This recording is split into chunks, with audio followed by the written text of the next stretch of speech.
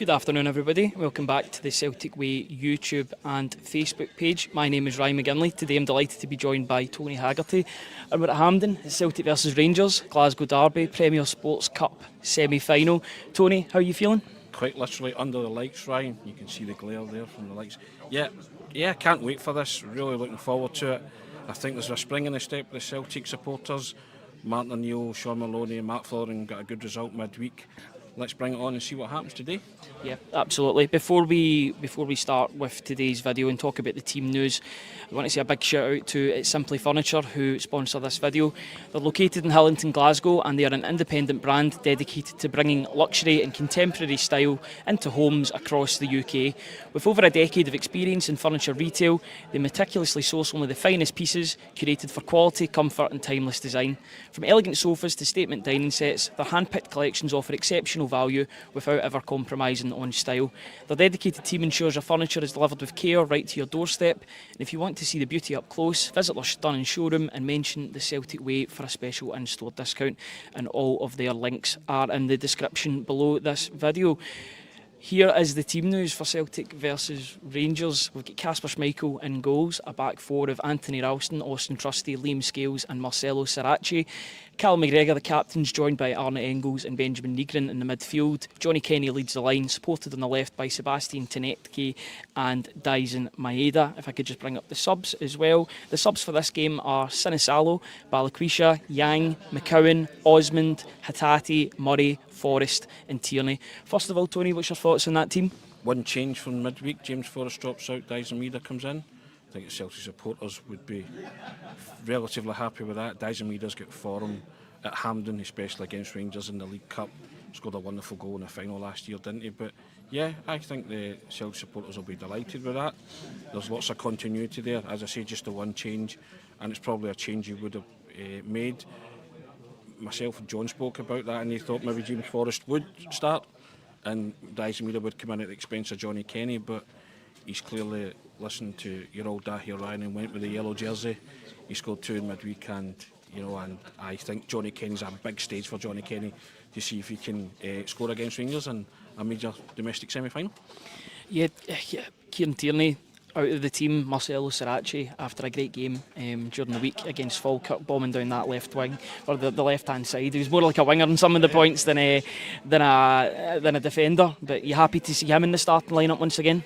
Man of the match for me, Ryan, the other night, and you and I spoke the day after, didn't we? We said he was the first name on the team sheet, and as it's proven to be. And I just think that, as I said, they mentioned the word continuity. I just think that these players have come in, they've listened to the manager, they've carried out his game plan, executed it, and all he has done is just tinkered a wee bit with it. One change, and he's had a chance to work with them over a period of time. They had one training session before they played Falkirk.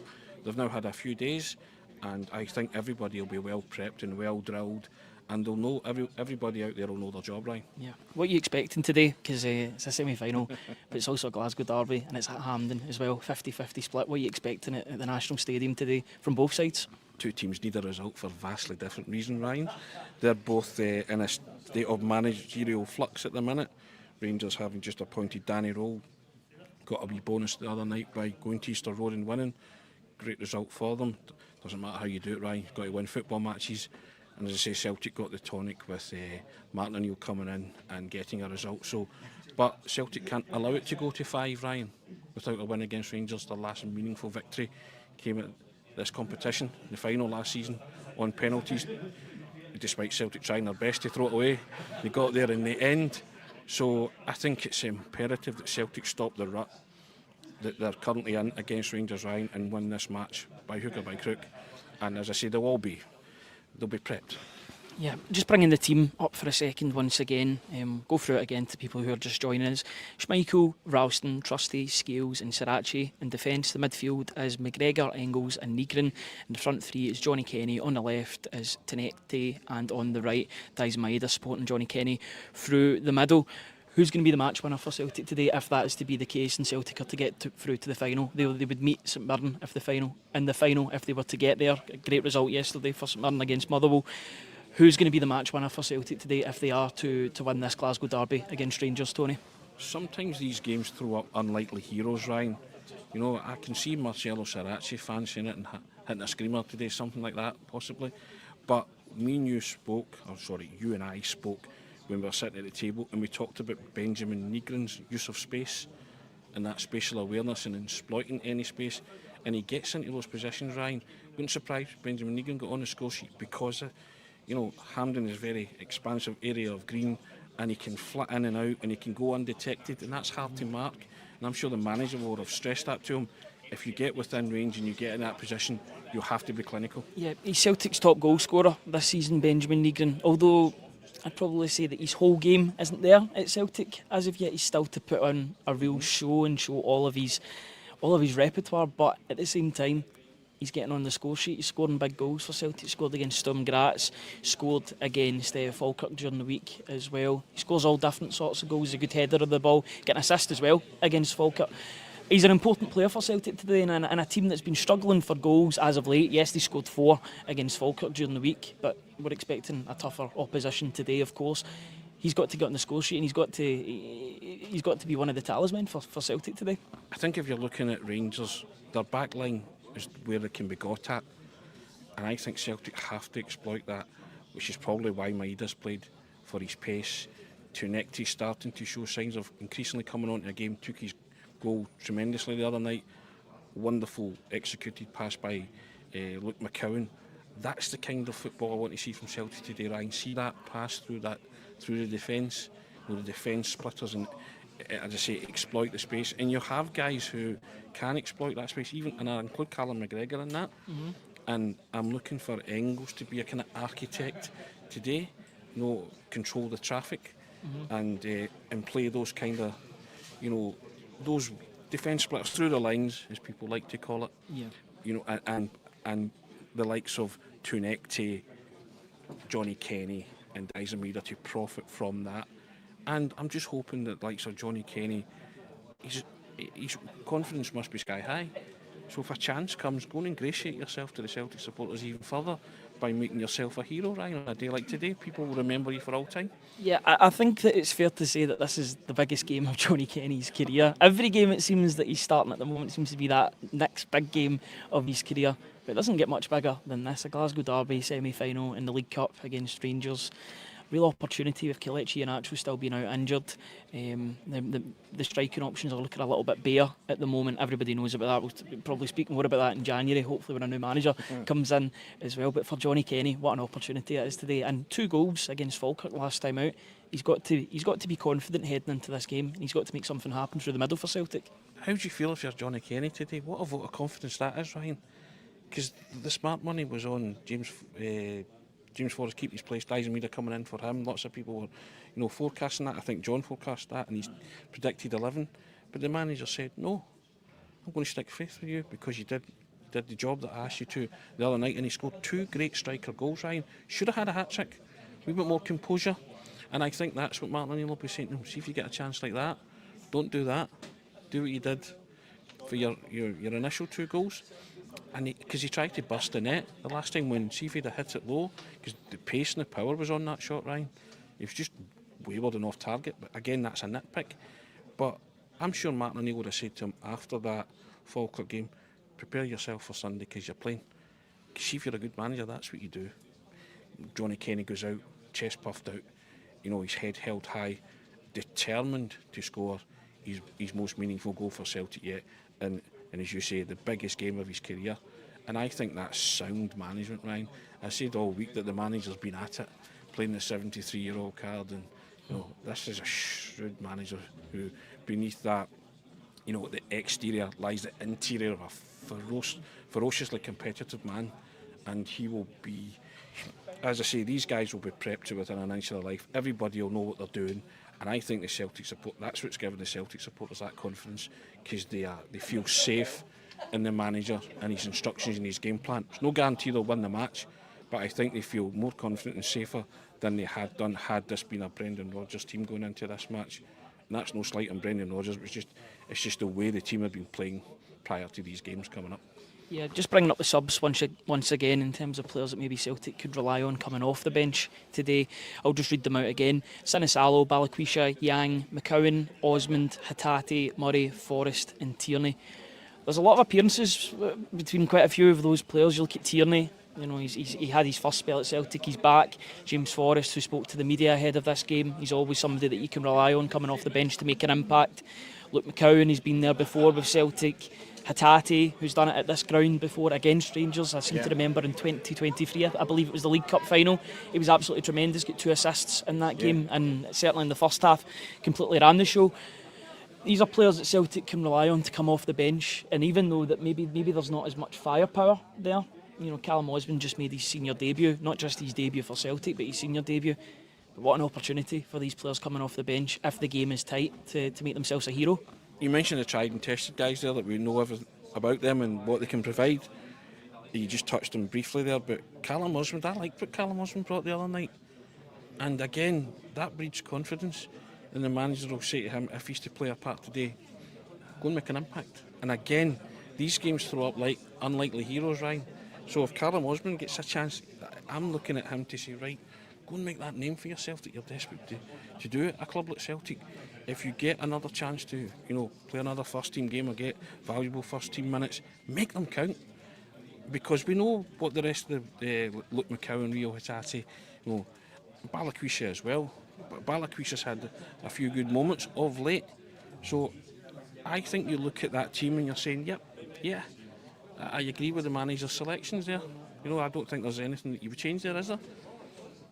To be honest. Not that I can think of, no. Yeah. So you think, right, you're feeling good. They now have to perform. And what better staging to performing against your City rivals in a semi-final? These are the games where you cannot escape it, Ryan. These are the games where every player's judged on. And the managers are judged on as well. And it might be interim managers per se, but Martin O'Neill will not want to lose to Rangers in that interim spell. Trust me, none of them will. He's first Glasgow derby in 20 years, over 20 years for Martin O'Neill, but and he's been quite humorous in the media with what he's been saying. He said, if I saw the fixture list, I wouldn't have taken the job. He's been brilliant with the media since he's joined. I think that he's brought a bit of humility to the role as well, a bit of calm, and that's clear from what the players are saying as well in the dressing room. He didn't overcomplicate the message to the players. Told them, like, some of you guys are winners. Leech off the winners basically that are in the squad and go and play your football. I just want to say a big shout out to the people that are watching this video. We've got over 400 people watching on the 2 different platforms. If you like what we do, please hit that subscribe button on the YouTube channel. It's completely free. Hit that like button as well, because it'll help us with the algorithm. It'll bring more Celtic fans to the Celtic way. I mean, this week's been absolutely incredible. From that emergency podcast that you and John did on Monday, all of the shows throughout the week have been so... You know, the numbers have been so good, so we thank each and every one of you. And if you like what we do, please hit that subscribe button. On the website today, we will have instant analysis from Tony.